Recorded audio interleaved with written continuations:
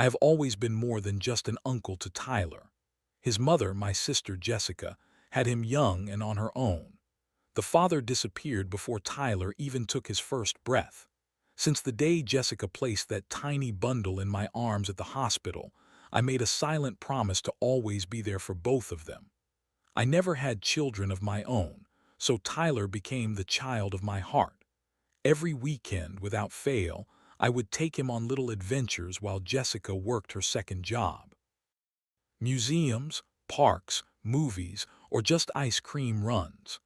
His face would light up whenever I arrived at their small apartment, those big brown eyes sparkling with excitement for whatever the day might bring. That Saturday was supposed to be just another normal day together. We were at Westfield Mall, browsing the toy section at Macy's department store. Tyler had just turned 5 the week before, and I had promised him we could pick out something special with the birthday money his grandmother had sent. Tyler was the kind of kid that made shopping easy. Polite, patient, never demanding or throwing tantrums. He held my hand as we walked through the store, occasionally pointing at things that caught his eye but never insisting on anything. "Uncle Matt, can I look at the dinosaurs?" Tyler asked, his voice soft and respectful as always. I nodded and watched as he carefully made his way to a display of plastic prehistoric creatures on the lower shelf. He knelt down, examining each one with the serious concentration only a 5-year-old can muster. I stood nearby, keeping him in sight while browsing a rack of children's books I thought he might enjoy.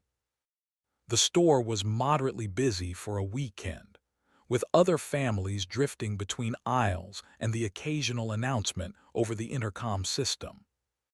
That was when I first noticed her. A woman in her 40s, expensively dressed with highlighted blonde hair cut in a sharp bob.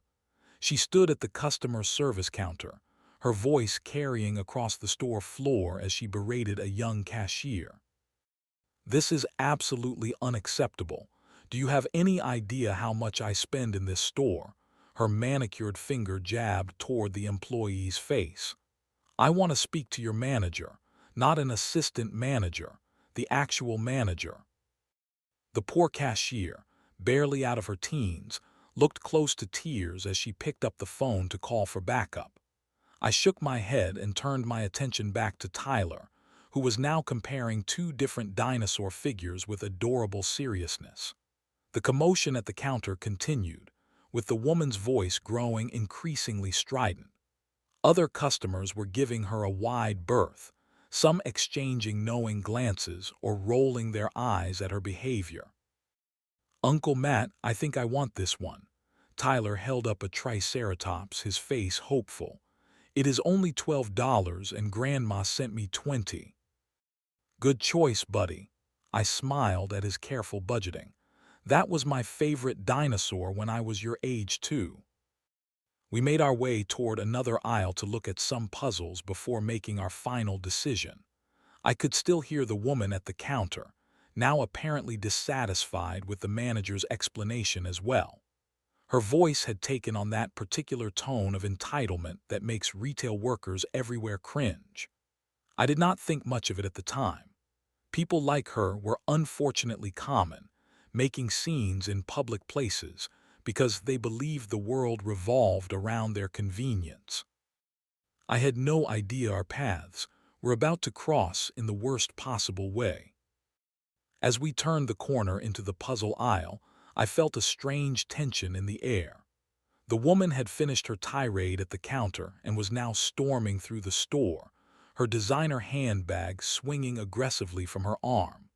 Something about her expression made me instinctively pull Tyler closer to me. It was like watching a storm moving across the landscape, and we were directly in its path. The woman was moving quickly, her heels clicking sharply against the tile floor, face flushed with lingering anger from her confrontation at the service counter. I noticed she was heading in our direction but thought nothing of it. The puzzle aisle was narrow but not so tight that two people could not pass comfortably. Tyler was standing close to me, still holding his dinosaur toy and looking at a space puzzle on the lower shelf.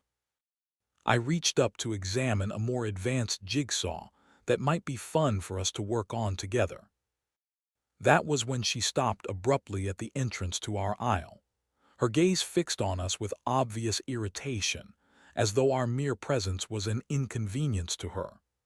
I gave her a polite nod, the kind of minimal acknowledgement strangers exchange in public spaces, but instead of continuing on her way, she let out an exaggerated sigh. "Excuse me," she said, though there was plenty of room for her to pass. "You are blocking the entire aisle." I blinked in confusion. Tyler and I were standing to one side, taking up Perha. P.S. a third of the available space. Nevertheless, I gently guided Tyler even closer to the shelves to make extra room. "Sorry about that," I replied calmly. "There should be enough space now." Instead of moving past, she remained planted at the end of the aisle, her expression growing more annoyed. "Your child should not be playing with merchandise unless you plan to buy it," she said, gesturing toward the dinosaur in Tyler's hand. "We are planning to buy it," I explained, keeping my voice level. "And he is my nephew." The woman rolled her eyes dramatically. Children these days have no respect for property. I saw him touching multiple items earlier. Tyler looked up at me, confusion and the first hints of distress clouding his face. He had done nothing wrong, and he knew it, but the confrontational tone of the woman was upsetting him. I placed a reassuring hand on his shoulder. "He is just looking at toys in a toy department," I said, feeling a hint of defensiveness creeping into my voice. "That is what the display is for." The woman took a step closer, her expensive perfume overwhelming in the confined space. "Well, he should be taught proper behavior in public. In my day, children were seen and not heard." I felt Tyler press against my leg, seeking security. My patience was wearing thin, but I maintained my composure, not wanting to escalate the situation in front of him. "We are just trying to enjoy our shopping. If you would like to pass, there is plenty of space." Her face contorted with indignation, as though my reasonable response was somehow deeply offensive. "Do not tell me what to do. Do you have any idea who my husband is?" "No, and I do not particularly care," I replied, the words escaping before I could filter them. "We are not bothering anyone." That seemed to trigger something in her. Her eyes narrowed dangerously, lips pressing into a thin line. "Your bratty kid was staring at me earlier. I saw him. Rude little thing." Tyler, who was the least confrontational child I had ever known, looked up at me with tears forming in his eyes. "I did not stare, Uncle Matt. I promise." "I know, buddy," I assured him before turning back to the woman.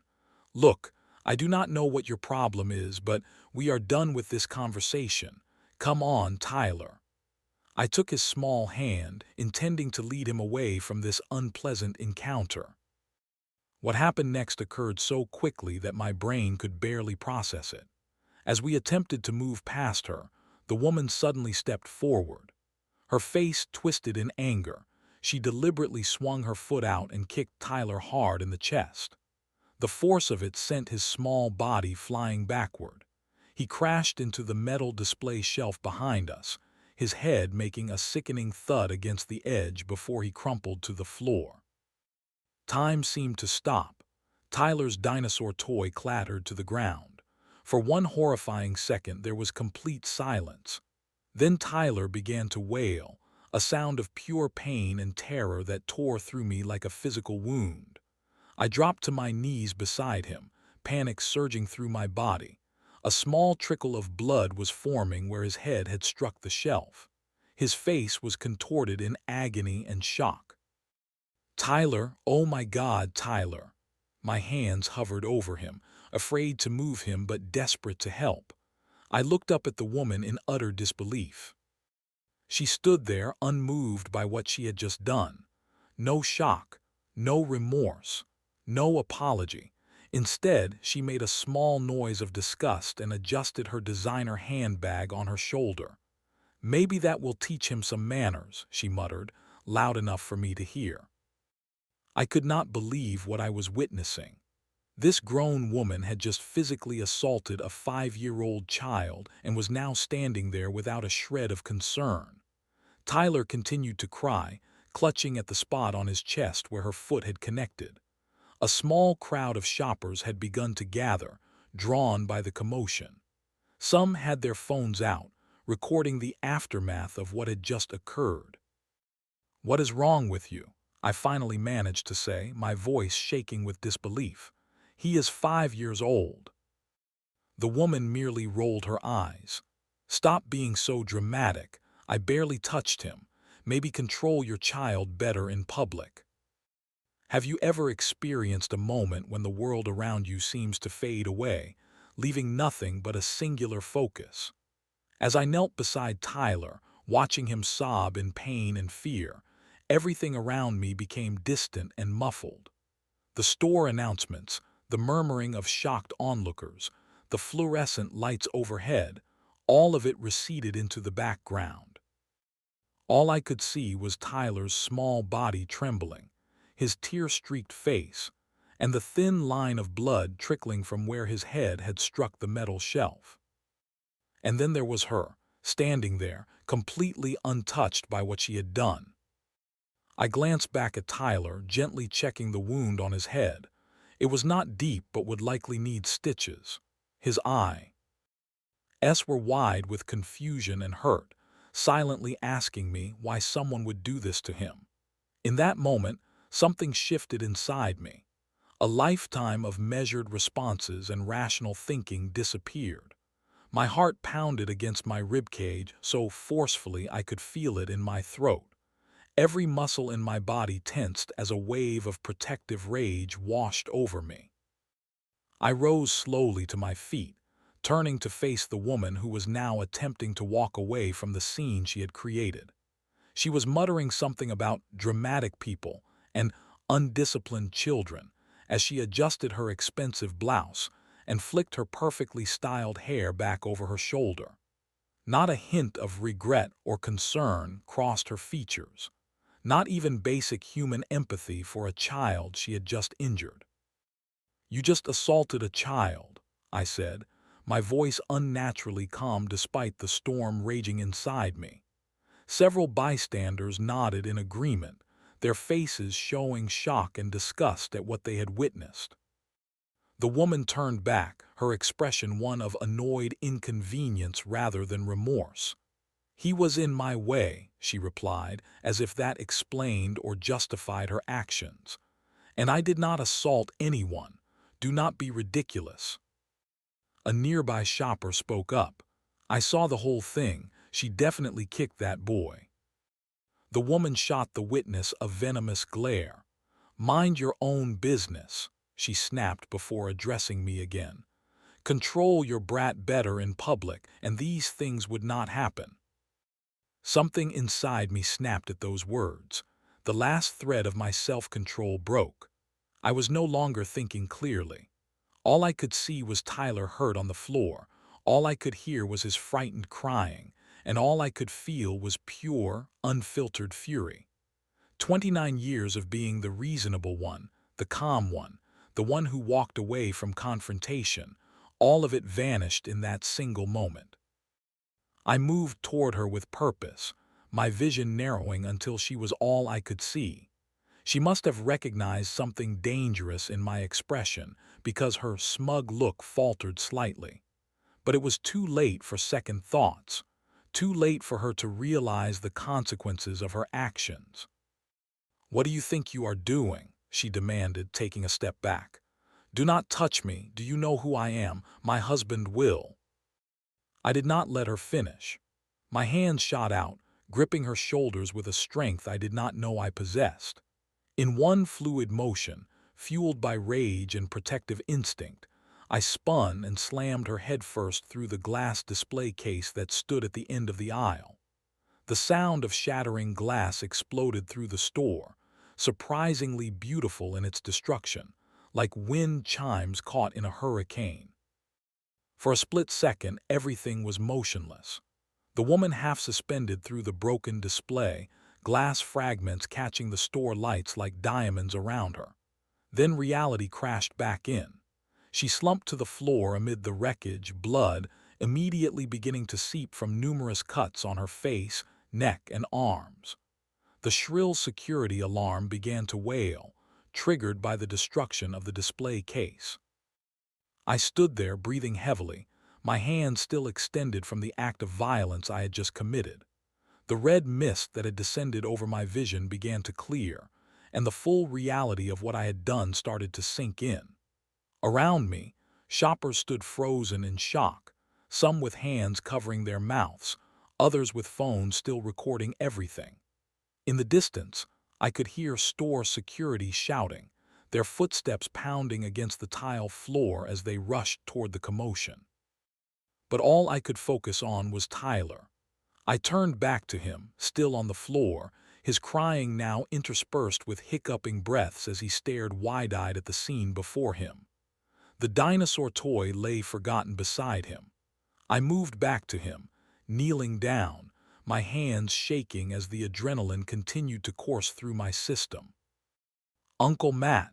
His small voice quivered with fear and confusion.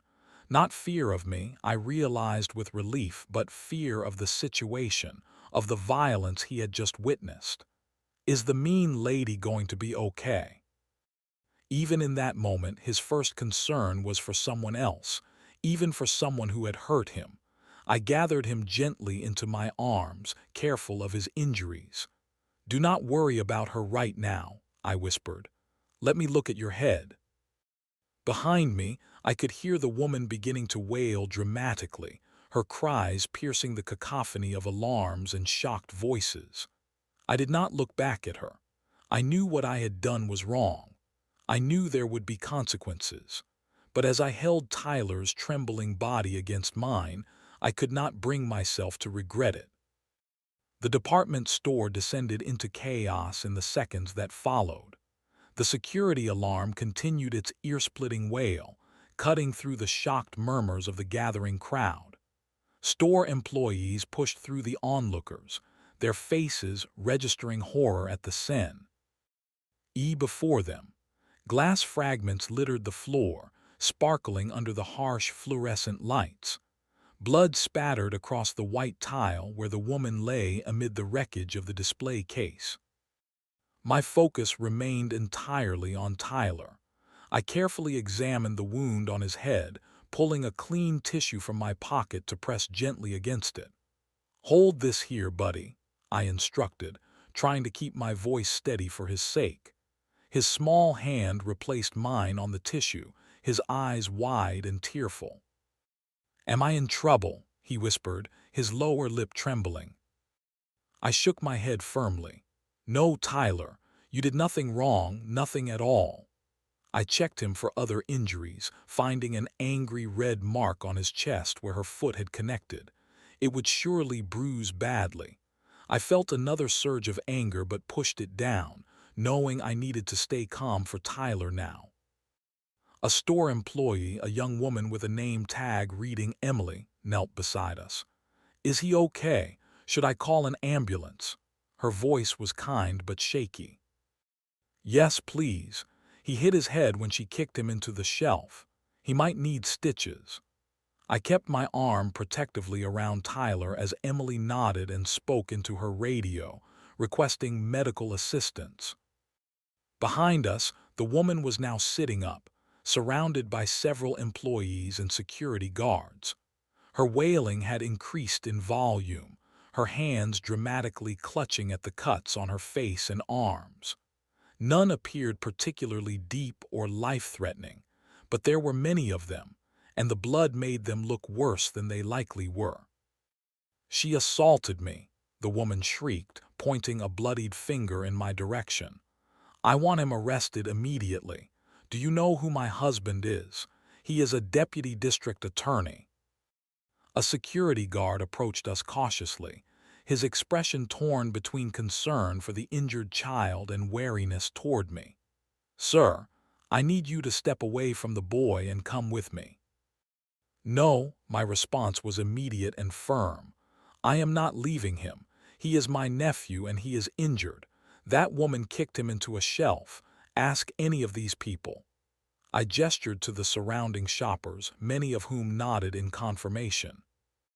"I saw everything," offered a middle-aged man in a blue sweater. "The lady definitely attacked the kid first, just walked up and kicked him for no reason."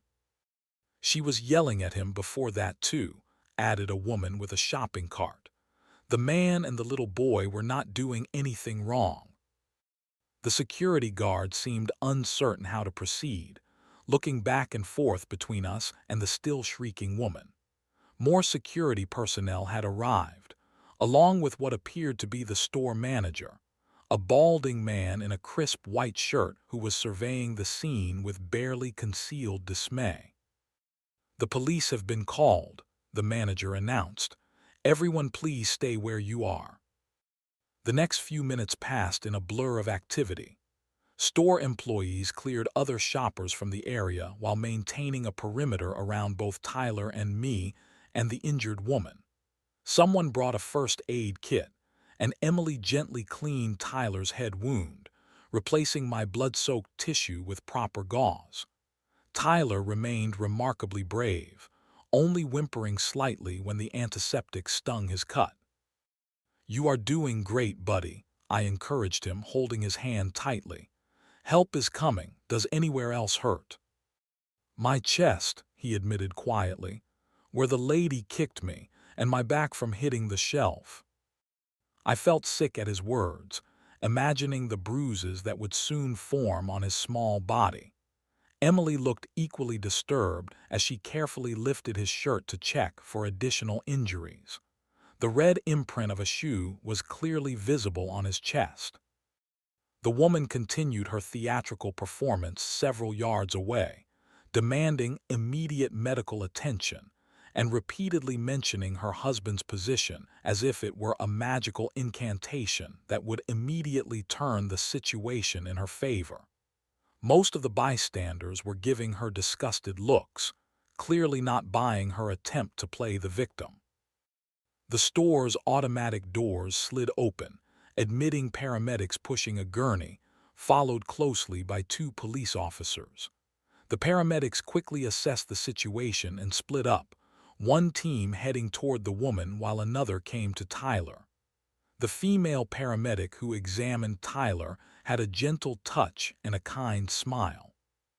"Hey there, brave boy. My name is Sarah. Can you tell me where it hurts?" Her voice was warm and reassuring as she carefully checked his injuries. "His head hit the metal shelf after she kicked him," I explained, not wanting Tyler to have to relive the trauma by describing it himself. "He also has a mark on his chest from her foot and possibly bruising on his back."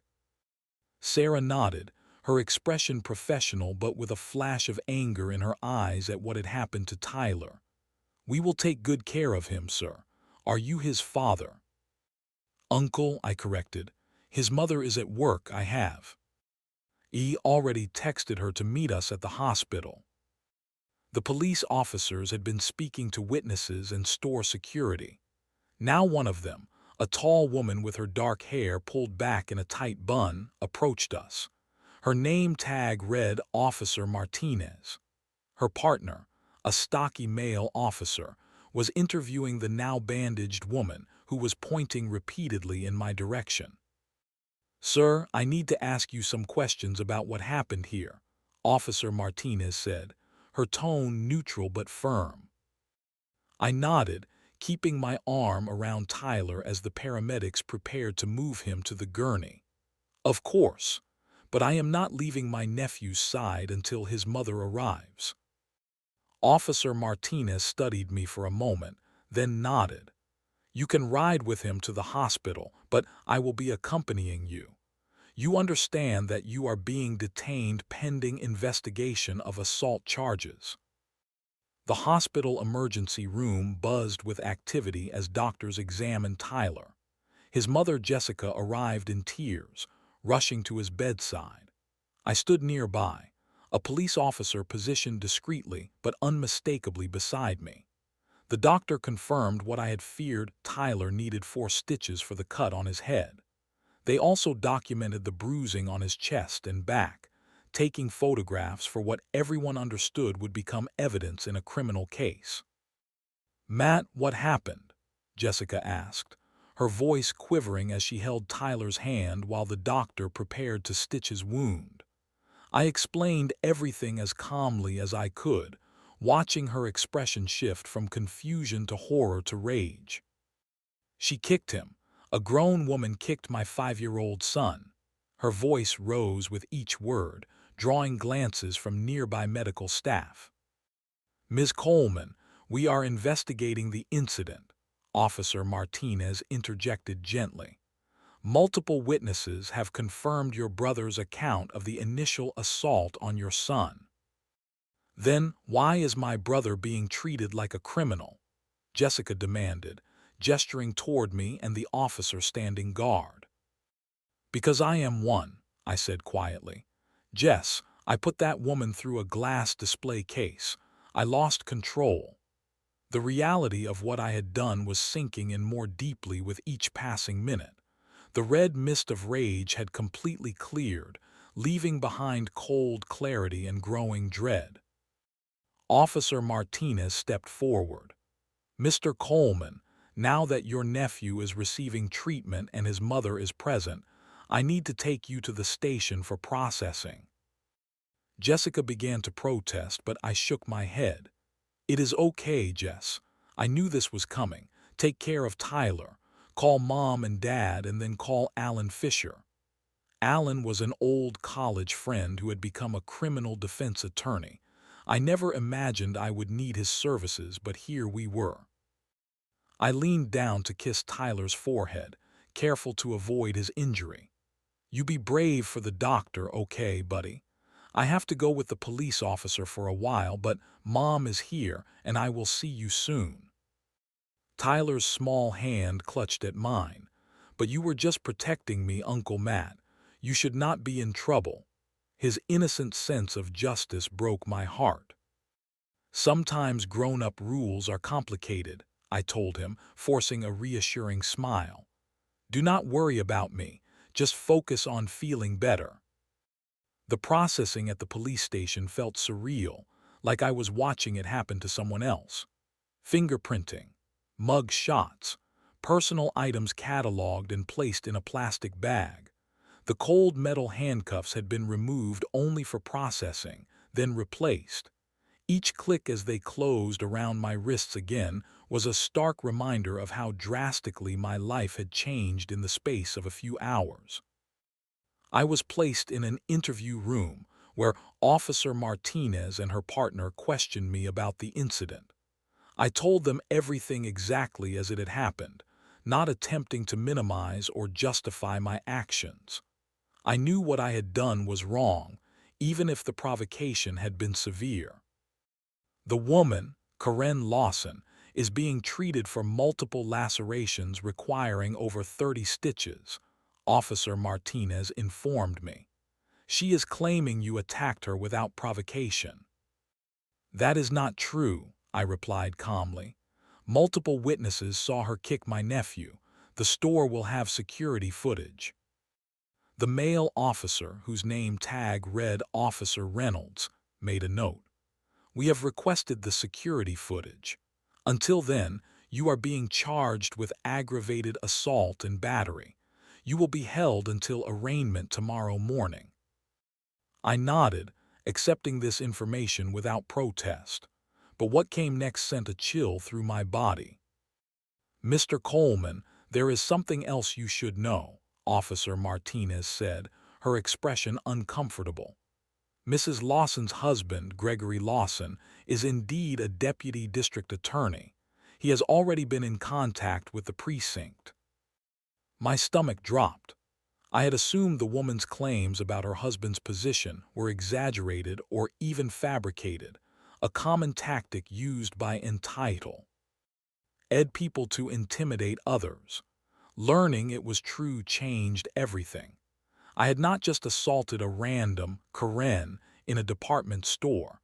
I had assaulted the wife of a man with significant influence in the local justice system. A holding cell became my home for the night. The concrete bench was hard, the thin blanket provided little warmth, and the constant noise from other cells made sleep nearly impossible. But physical discomfort was the least of my worries.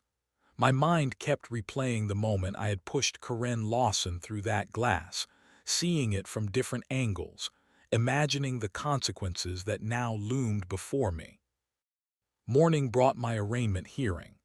As I was led into the courtroom in handcuffs and an orange jumpsuit, I spotted Jessica sitting in the gallery, her eyes red from crying. She gave me a trembling smile of encouragement. Beside her sat my parents, both looking shell-shocked, and Alan Fisher, wearing a grim expression that did nothing to ease my growing anxiety. The charges read by the court clerk were worse than I had anticipated. Aggravated assault with intent to cause serious bodily harm, battery, and reckless endangerment. My heart sank further when I saw the prosecutor, not Gregory Lawson himself, which would have been an obvious conflict of interest, but Linda Morton, known throughout the county as Lawson's closest colleague and friend. Her face was a mask of professional severity, but there was something in her eyes that told me this was personal. The judge set bail at $50,000, an amount that made my mother gasp audibly from the gallery. As the court officers prepared to lead me back to holding, Alan approached the bench requesting a moment with his client. Granted permission, he came to speak with me quietly. "Matt, this is bad," he said without preamble. "Lawson is pushing for maximum penalties. Morton is already talking about using the heinous and shocking nature of the assault to justify exceptional sentencing guidelines. They are painting you as a violent man who threw a woman through glass over a minor disagreement." "What about Tyler, the witnesses, the security footage?" I asked, desperation creeping into my voice. Alan's expression darkened further. "That is another problem. The store claims there was a technical issue with the security cameras in that section. No footage is available." "That is impossible," I protested. "There were cameras everywhere." "I know," Alan agreed. "It is suspicious as hell and we will fight it. But right now, Lawson has influence and he is using it. We need to prepare for the possibility that this gets ugly, really ugly." As the court officer signaled our time was up, Alan squeezed my shoulder. "Your family is posting bail. Jessica says Tyler is doing okay physically, asking for you constantly. We will fight this, Matt, I promise." But as I was led away, the reality of my situation hit me with crushing force. I could be facing years in prison. My career would be over. All because in a single moment of rage, justified though it may have been, I had crossed a line I could never uncross. And now, a powerful man was determined to make me pay the maximum price for harming his wife, regardless of what she had done to deserve it. 3 weeks passed in a blur of legal meetings, sleepless nights, and mounting despair. Alan worked tirelessly on my case, but each day brought more bad news. The district attorney's office, clearly influenced by Gregory Lawson, pursued my case with unusual vigor. Linda Morton had assembled a prosecution strategy that portrayed me as a dangerous, unstable man who had violently assaulted a defenseless woman in a public place. Karen Lawson had given tear-filled interviews to local news outlets, displaying her healing facial scars and claiming she had merely asked a misbehaving child to be quiet before I attacked her without provocation. My sister Jessica was furious, wanting to tell their side of the story, but Alan advised against it. "Let us work through proper legal channels first," he cautioned. "Going public could hurt our case if the judge feels you are trying to influence potential jurors." I spent my days at my parents' house, having taken a leave of absence from my job as an elementary school teacher, a career that now hung in the balance. School administrators had been supportive but clear. A conviction for violent assault would make my continued employment impossible. I could not even see Tyler as much as I wanted to. Alan thought it best to minimize contact that the prosecution might twist into coaching a witness. The preliminary hearing was approaching, and our defense felt increasingly fragile. Without the security footage, it was becoming a case of conflicting testimonies. Several witnesses from the store had come forward, but their statements were being challenged or minimized by the prosecution. Karen Lawson had a spotless record and the backing of her prosecutor. Our husband. I had a broken display case and an injured woman to explain. Then came the unexpected turn that changed everything. It started with a phone call to Alan's office. Jessica had taken the call since Alan was in court for another case. She burst into my parents' living room, her face flushed with excitement. "Matt, you are not going to believe this. A girl named Emily from the department store just called Alan's office. She says she has the security footage from that day." I sat up straight, hardly daring to hope. The footage they claimed did not exist. Jessica nodded vigorously. She was working that day. She was the one who helped Tyler. She says she overheard her manager talking to someone about taking care of the footage after receiving a call from someone high up. She did not trust what was happening, so she made a copy before they deleted it. Within the hour, we were at Alan's office. Emily, the young store employee who had shown such kindness to Tyler, sat nervously in a chair, clutching a USB drive in her hands. She was risking her job by being there, perhaps even opening herself to legal consequences for taking the footage. But her sense of justice had outweighed her fear. "What they are saying in the news is not what happened," she said firmly. "That woman kicked a little boy, and they are making it sound like she was the victim. I could not let that stand." Alan inserted the USB drive into his computer, and we gathered around to watch. The footage was clear and unambiguous. From multiple angles, it showed Karen Lawson's unprovoked attack on Tyler. The moment she deliberately kicked him, sending him crashing into the shelf, was captured in perfect detail. My subsequent assault on her was also recorded, not justified legally, but now placed in proper context. "This changes everything," Alan breathed, already copying the files to multiple secure locations. "Emily, you may have just saved an innocent man from prison." Emily smiled tremulously. "There is more. After this happened, some other employees were talking. Apparently this was not the first time Mrs. Lawson has caused problems in the store. She has a history of being abusive to staff and other customers. One of the managers even said they had been instructed to give her space whenever she shopped there because of who her husband is." Alan's strategy shifted immediately. The security footage was submitted to the court, with copies sent directly to the district attorney's office and local media outlets, ensuring it could not be suppressed again.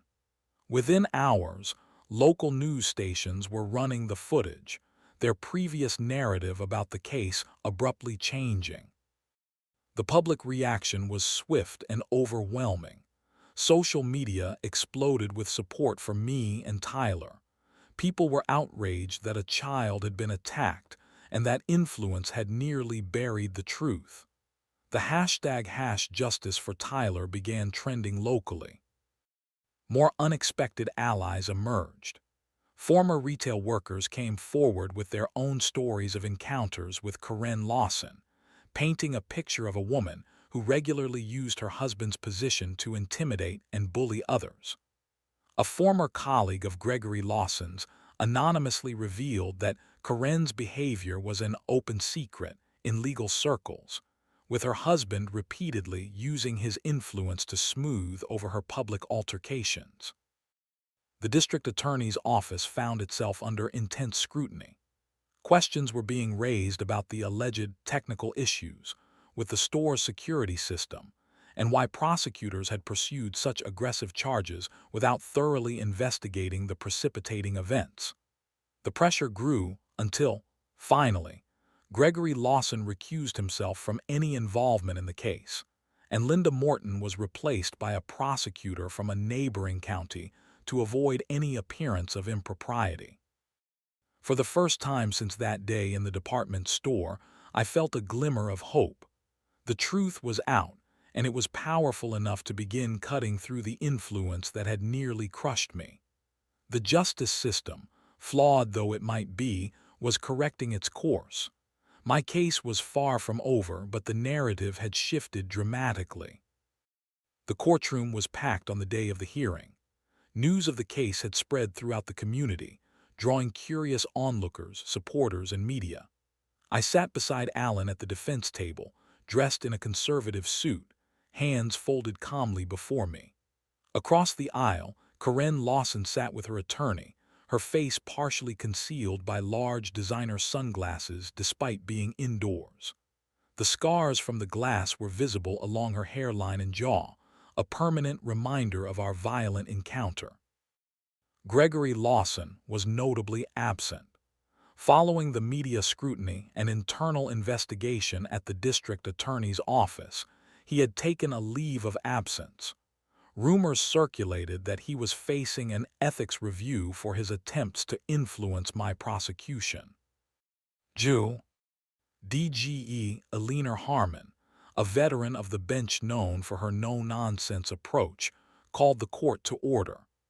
We are here today for the case of State versus Matthew Coleman on charges of aggravated assault and battery. I understand there have been significant developments in this case, including new evidence and a proposed plea agreement. Prosecutor Catherine Jackson rose. Yes, Your Honor. In light of the security footage that has been authenticated by 3 independent experts, and considering the full context of the events that day, the state is amending the charges against Mr. Coleman from aggravated assault to simple assault.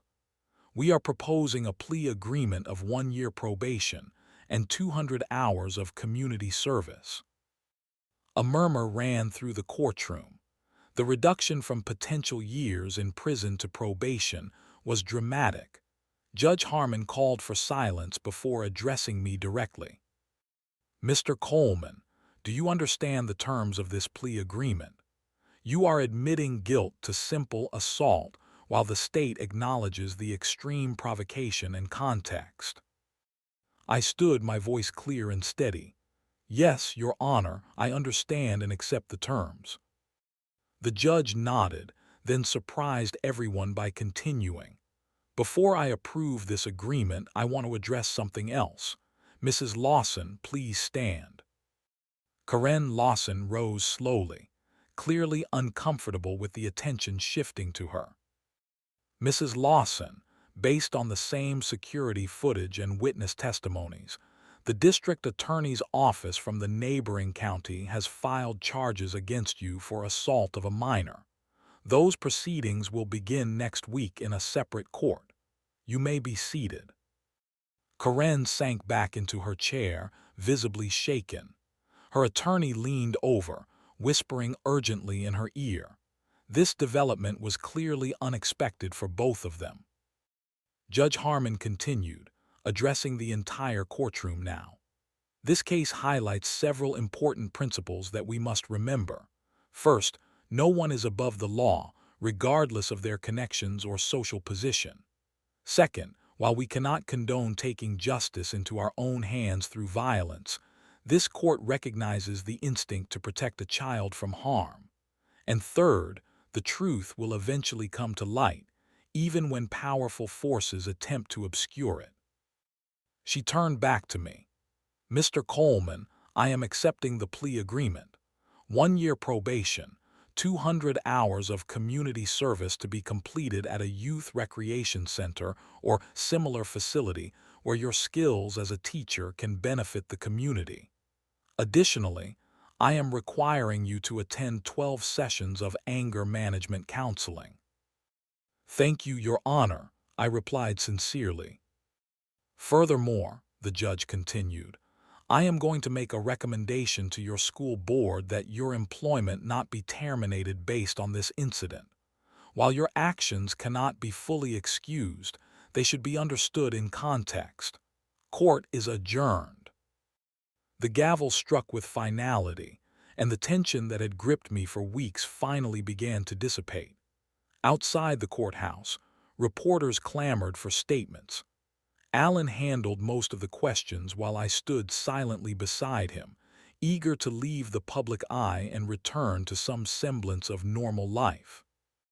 Jessica waited by the car with Tyler, who wore a Batman t-shirt and clutched a small dinosaur toy, a replacement for the one left behind at the department store that fateful day. When he saw me approach, his face lit up with a smile that made every difficult moment worth it. "Does this mean you can take me to the museum on Saturday like before?" he asked hopefully. I knelt down to his eye level, conscious of the cameras still watching from a distance. "Yes, buddy, we can go back to our weekend adventures, but first I think we need ice cream to celebrate. What do you say?" 6 months later, life had largely returned to normal. I was back in the classroom, teaching 4th grade. My community service hours at the local youth center had evolved into a voluntary weekend program teaching science to underprivileged kids. The mandatory anger management sessions had actually proven helpful, giving me tools to channel the protective instincts that had led to that moment of violence.